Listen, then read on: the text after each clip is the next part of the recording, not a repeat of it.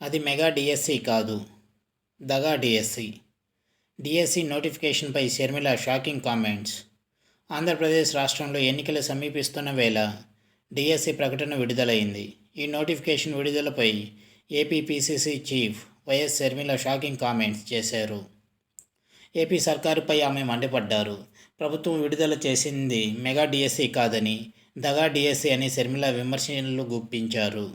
AP మంత్రి బొత్స సత్యనారాయణ విడుదల చేసిన డిఎస్సి ప్రకటన ఒక ఎన్నికల స్టంట్ అని ఆమె ఆరోపించారు. నేడు వైఎస్ షర్మిల గుంటూరు జిల్లాలో తెనాలి మండలం కొలకలూరులో పర్యటించారు. ఈ సందర్భంగా ప్రజలను ఉద్దేశించి ఆమె మాట్లాడుతూ కీలక వ్యాఖ్యలు చేశారు. ఉద్యోగాలు లేక నిరుద్యోగాలు ఏపీని వదిలి వలసపోతున్నారన్నారు. ఇతర రాష్ట్రాలకు ఏపీ నిరుద్యోగులు వలసపోతూ కష్టాలు పడుతున్నారన్నారు. వారి గోడు ప్రభుత్వానికి అర్థం కావట్లేదు అని ప్రశ్నించారు. జగన్ ప్రభుత్వం పోతేనే ఏపీ బాగుపడుతుందన్నారు. ప్రతి సంవత్సరం జాబ్ క్యాలెండర్ను విడుదల చేస్తామని హామీ ఇచ్చి జగన్ ఇచ్చిన సీఎం మాట తప్పారని అన్నారు.